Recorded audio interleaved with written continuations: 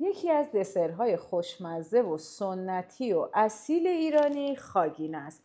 خاگینه ای که امشب من میخوام براتون درست کنم خاگینه هویجه. یکی از خاگینه های خیلی خیلی خوشمزه و مقوی و درست حسابی. کلی نکته داره، فوت و فن داره درست کردن خاگینه و یه شهد زعفرونی مخصوص که پیشنهاد میکنم همراه من این ویدیو رو ببینید و این خاگینه خوشمزه رو شما هم درست کنید. خب خاگینه همونطوری که میدونین یه بخش مهم داره که اونم شربتشه، پس باید اول یاد بگیریم که یه شربت خوب برای خاگینمون درست کنیم. برای شربت خاگینه حتما از شکرهای دونه ریز استفاده کنید. فکر نکنید که آب توش میریزید و حل میشه و مهم نیست. کلا اصلا دور شکر دونه درشت رو خط بکشید و برای هر چیزی از شکر دونه ریز استفاده کنید. شکر رو میریزیم داخل یه قابلمه یا یه ظرفی که بتونیم روی حرارت قرارش بدیم. بعد آب رو بهش اضافه میکنیم. دوستان لطفاً به اندازه هایی که براتون زیرنویس میکنم توی ویدیو خیلی دقت داشته باشید، چون باید دقیقاً اندازه گیریتون طبق همین اندازه هایی که براتون نوشتم باشه. گلاب رو بهش اضافه میکنم و همینطور یه مقدار زعفرون، چون شربت خاگینه باید زعفرونی باشه. خب حالا به یه چیزم توجه داشته باشید، اینکه هر جایی که براتون زیرنویس میشه که پیمونه و اینها، لطفاً نپرسید که چه پیمونه ای، ما چه میدونیم شما چه پیمونه ای استفاده کردی. اینا جمله هایی که من توی کامنت ها زیاد باشون برخورد میکنم. نوشتید مثلا ما نمیدونیم پیمونه ای که شما مد نظرتونه چیه، کاسه است، لیوان دسته داره، چیه. بچه ها پیمونه یعنی پیمونه های استاندارد آشپزی و شیرینی پزی، نه کاسه، نه پیاله، نه لیوان دسته‌دار و نه هیچ چیز دیگه. پس فقط از پیمونه های استاندارد شیرینی پزی استفاده میکنیم. یه ویدیو اون پایینای کانال من وجود داره که نحوه استفاده از پیمونه ها، معرفیشون، کار با ترازو، همه اینها رو دقیق براتون توضیح دادم. لطفاً حتما اونو ببینید. خب اینو یه مقدار اینطوری من هم میزنم آروم آروم تا شکر یه کمی حل بشه و میذارمش روی حرارت و حرارت رو کم میکنم تا شکر کامل حل بشه و جوش بیاد.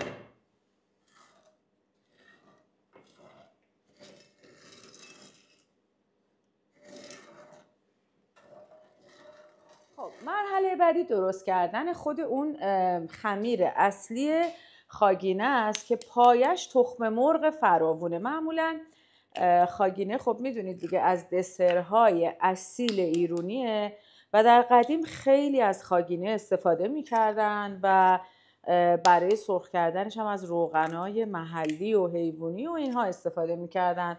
حالا ما یه ذره دیگه اون روغنا و اینا رو حذف کردیم و خاگینه رو داریم درست میکنیم. 6 تا تخم مرغی رو که داریم داخل یه ظرف میریزیم. بعد که ریختیم ماست رو بهش اضافه میکنیم. ببینین دوستان، ماستی که داریم ماستیه که حتما باید ماستتون کاملا سفت باشه. از ماستایی که شل و کمچرب و خیلی آبدار و اینها هستن استفاده نکنین، چون کیفیت خاگینتون میاد پایین. و یه مقدار کم زعفرونم من توی خود موادشم میزنم. قرار بود یه مقدار کم باشه ولی خب بیشتر شد، اب نداره. یه کمی اینا رو هم میزنم با هم که تخم مرغ‌ها یه کم از اون حالت لختگی در بیان و یه مقدار باز بشن. خب یه مقدار که تخم مرغ از اون حالت در اومد و باز شد، بعد بهش آرد و اضافه میکنیم. آردی که استفاده میکنم آرد نول مخصوص شیرینی پزیه، یعنی آرد نونوایی و آرد به هر حال برای خمیر و اینها مناسب نیست. حتما باید آرد نول مخصوص قنادی باشه. حسابی هم بزنید، همزن رو قشنگ ببرید کف کاسه که هیچ گلوله‌ای باقی نمونه.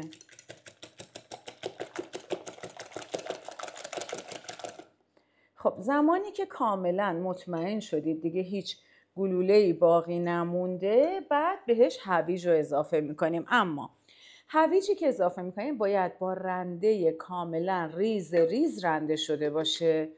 2 پیمونه هویج داریم که با رنده ریز رندش کردیم. هم میزنیم قشنگ، مواد با هم دیگه مخلوط میشن.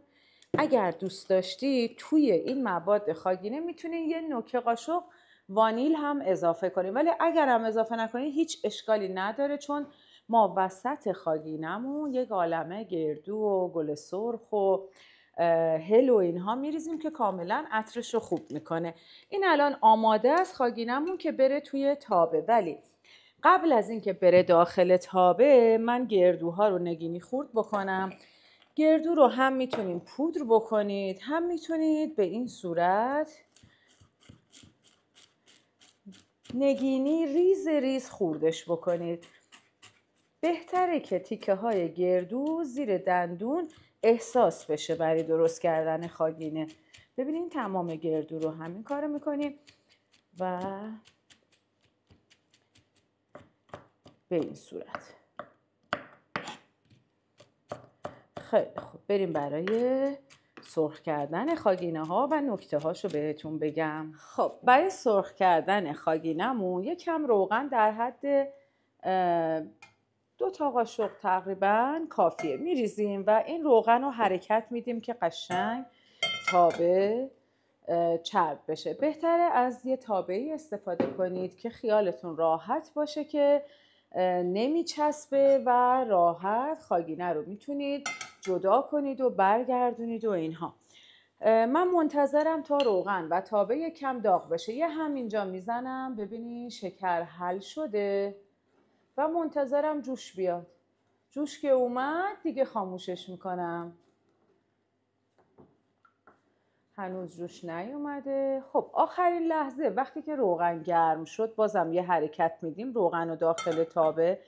این موادی که الان من درست کردم یه خاگینه کیکی قشنگ پفدار میشه و اینکه این مواد مناسبن برای یک قالب یک تابه حدود 22 تا 23 سانت. این شهدمون جوش اومده، من خاموشش میکنم. اینجا هم این تابه و روغن گرم شده. من نصف مواد رو میریزم داخل تابه و سریع به این صورت پخشش میکنم.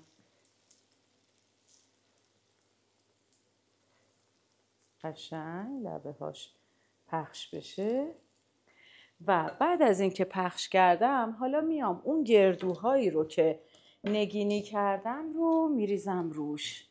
کامل سطحش رو پر گردو میکنم. فقط به لبه ها و بغلاش بهتره که زیاد گردو نزنیم. یه مقدار پودر گل سرخ ادویه‌ایه که خیلی خوش طعمش میکنه، ولی زیاد نزنید که زیادیش باعث تلخ شدنش میشه. یه مقدارم دارچین میپاشم چون هویج داره این خاگینه، با دارچین دیگه اصلا عالی میشه. و آخر کارم که یه کمی هم پودر هل. خب الان دیگه اون لایه پایینی تا من اینا رو بریزم خودشو گرفته. الان میام به این صورت بقیه مواد رو میریزم روی این و روشو کامل به این حالت روی مواد میانی رو میپوشونم.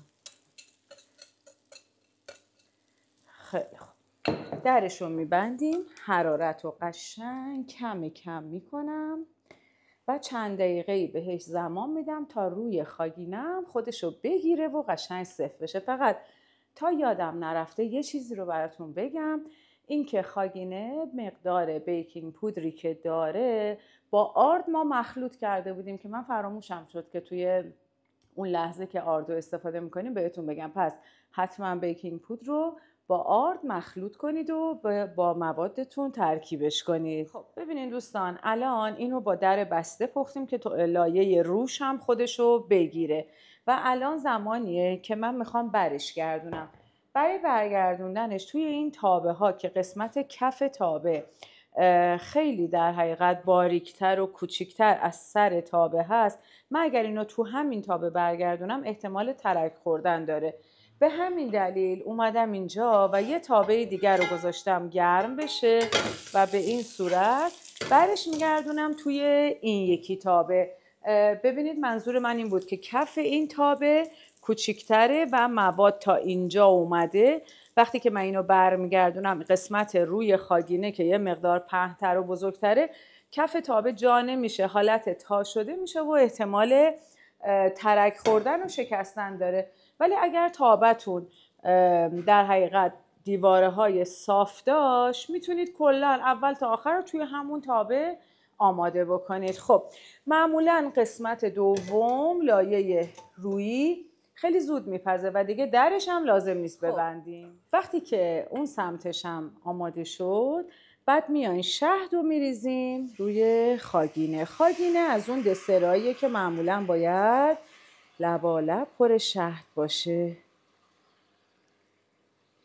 خب این شهد رو ریختم و منتظر میمونم تا این شهد قشنگ جذب بشه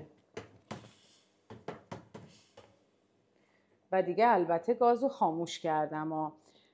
میتونید اگر برگردوندن خاگینه براتون سخته، میتونید برشش رو بزنید و دونه دونه مثلثی دونه دونه برگردونید. ولی خب اگر اینطوری برش بزنیدم در نهایت باید برش زده بشه. در مورد میزان شهد براتون بگم که اگر دوست دارید خاگینه‌تون کم شیرین‌تر و یه مقدار حالت رژیمی تر باشه، شهد رو میتونید تا نصف اون مقداری که گفتم رو کمش بکنید. ولی خب اصل خاگینه اینه که مملو از شهد باشه و حتی برای سرو توی ظرفی که قرار میدیم باید دور و بر ظرف قشنگ یه ملاقه شهد اضافه داشته باشه. دوستان دیگه این الان تقریبا میشه گفت که آماده است. یه ذره شهد رو جذب بکنه، من قرارش بدم توی ظرف سرو و تزیینش کنم. یه مقدار که خاگینه خنک شد، بعد برشش رو بزنید. ببینید شهدم که توش ریخته بودیم جذب شد. برشش رو بزنید آروم آروم، از یه چاقوی تیز استفاده بکنید و سطح روی خاگینه رو میخوام یه دونه رو بیارم بالا شما ببینید سطح روی خاگینه رو با گل سرخ و پودر پسته و اینها تزیین بکنید. تزیینش هم پاشیدن گل سرخ و پسته روی موادتونه دیگه. خاگینه تزیین خاصی نداره. اگر تابه شما به شکل مربع یا مستطیل بود، میتونید برش هاتون رو به شکل های دیگه یعنی چارگوش و اینها هم بزنید. امیدوارم این خاگینه خوشمزه رو درست کنید و نوش جونتون باشه.